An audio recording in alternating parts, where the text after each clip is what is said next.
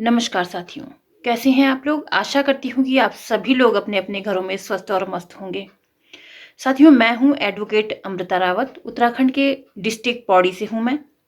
और आज का जो मैं टॉपिक लेके आई हूँ, वो मुझे किसी ने कॉल के माध्यम से अपनी समस्या शेयर की, अपनी बात बताई। और वास्तव में साथियों, महिला संबंधित कानून हमारे देश में बहुत सारे हैं।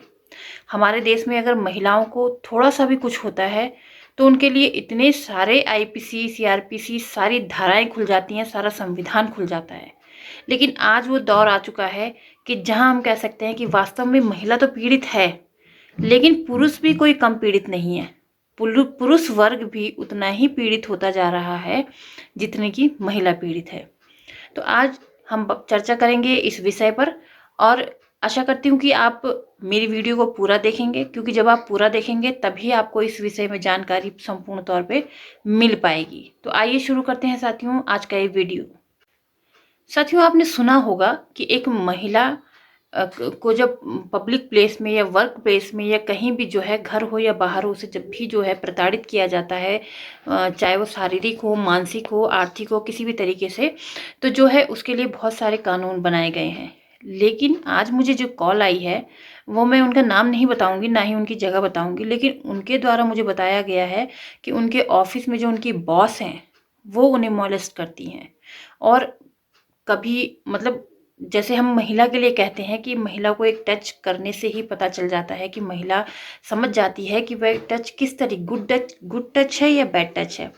तो वो पुरुष भी जो है, वो लड़का भी मुझे ये कह रहा था कि मैडम इस तरीके से जो है मुझे ऑफिस में मॉलेस्ट किया जाता है, और मैं एक शर्मिंदगी की उससे जो है ये बात किसी से नहीं कह पा रहा हूँ कि मेरे साथ क्या हो रहा है और क्या नहीं हो रहा है। और उसके ऑफिस में जो है रोज उसे इस शर्मिंदगी का सामना करना पड़ रहा है, इस चीज़ का सामना करना पड़ रहा है कि वो कहता है मुझे ऑफिस जाने का मन नहीं करता है, क्या करें, घर की स्थिति ऐसी है, काम छोड़ नहीं सकते हैं, कुछ बोलेंगे तो नौकरी से निकाल दिए जाएंगे, तो हम क्या करें। तो देखिए साथियों, जब भी आपको ऐसा लगे कि आप किसी महिला के द्वारा मोलेस्ट किए जा रहे हैं, आपका शारीरिक शोषण महिला के द्वारा किया जा रहा है, क्योंकि देखिए छोटे मोटे शहरों में ऐसा नहीं होता है, लेकिन जो अर्बन एरियाज हैं, जो बड़ी बड़ी सिटी हैं, मुंबई जैसी सिटी हैं, दिल्ली जैसी सिटी हैं, वहाँ पे ये होता है कि जो भी महिलाएं होती हैं वो पुरुष को मोलेस्ट करने में कोई देर नहीं करती हैं। तो ऐसी सिचुएशन में आपको क्या करना चाहिए? तो साथियों, आज हम दो बातों को जानेंगे। पहली बात कि क्या एक महिला पुरुष का रेप कर सकती है, और दूसरी बात कि क्या पुरुष जो है मॉलेस्ट हो सकता है, और अगर वो हो रहा है तो उसके जो है कानूनी प्रावधान क्या क्या हैं, उसके कानूनी अधिकार उस वक्त क्या क्या हैं।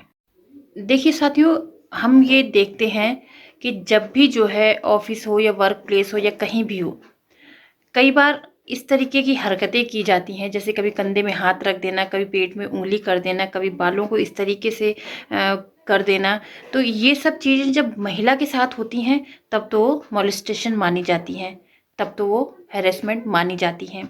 लेकिन वही चीज़ जब पुरुष के साथ होती है तो समाज उसे दूसरी नज़र से देखता है, उसे लगता है कि नहीं, कि इसकी ये तो पुरुष के साथ हो रहा है तो ये जो है मॉलेस्टेशन नहीं है, जबकि ये गलत है।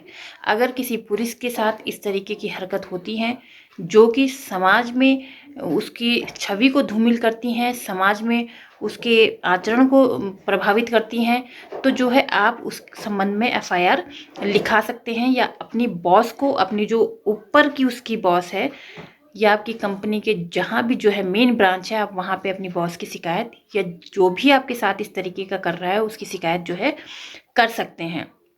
और अगर आपको ऐसा लग रहा है कि इसके ऐसे आचरण से मेरी छवि धूमिल हो रही है, मुझे काम करने में दिक्कत हो रही है, तो आप इसकी शिकायत कर सकते हैं। और अगर आपका जो है ऊपर का अधिकारी अगर नहीं सुनता है तो आप जो है एक एफआईआर भी इसके लिए लिखा सकते हैं, ये आपका राइट है। और अब बात करते हैं दूसरे सवाल की। दूसरा सवाल ये है कि क्या पुरुष का भी रेप हो सकता है? तो साथियों, बिल्कुल हो सकता है, लेकिन इसके लिए आईपीसी में कोई प्रावधान नहीं है। हाँ, ये एक धारा है आईपीसी में 377। तो 377 में जो दिखाया गया है वो अननेचुरल सेक्स है। मतलब जो स्त्री मतलब पुरुष से पुरुष के साथ होता है, स्त्री से स्त्री के साथ होता है, या स्त्री के से पुरुष के साथ, जो मतलब अननेचुरल है, जो एक्सेप्ट नहीं किया जा सकता है, उसके लिए आईपीसी में धारा 377 है, 377 है, उसके प्रावधानों में आप जा करके जो है अपनी कार्रवाई करवा सकते हैं और अपने लिए आवाज़ उठा सकते हैं। इसमें ये साफ कहा गया है, फिर चाहे वो महिला हो या पुरुष हो, इसके संबंध में यह धारा स्पष्ट करती है कि अगर आपके साथ अननेचुरल इंटरकोर्स हुआ है तो आप जो है इसके लिए कार्रवाई करने के लिए सक्षम हैं। आप इसके साथ जो है इन धाराओं के साथ इन धाराओं के साथ जो है आप अपनी कार्रवाई को आगे बढ़ा सकते हैं और अपने लिए न्याय पा सकते हैं। और साथियों, अगर इस स्थिति में कोई अपराध स्पष्ट हो जाता है, यानी कि साबित हो जाता है कोई अपराध, तो इसमें जो है कम से कम 10 साल तक की सज़ा जो है आप अपराधी को दिला सकते हो और अपने लिए न्याय पा सकते हो। तो साथियों, ये था आज का एक छोटा सा वीडियो। आशा करती हूँ कि आज का विषय आपको ज़रूर पसंद आएगा, और अगर आपको ऐसा लगता है कि वास्तव में समाज में इस चीज़ के लिए अवेयरनेस फैलनी चाहिए, तो मेरी वीडियो को ज़्यादा से ज़्यादा शेयर कीजिएगा, लाइक कीजिएगा और कमेंट करके बताइएगा कि आपको आज का विषय कैसा लगा। तो मिलते हैं नई जानकारी और नई सोच के साथ। तब तक के लिए मुझे आज्ञा दीजिए। नमस्कार।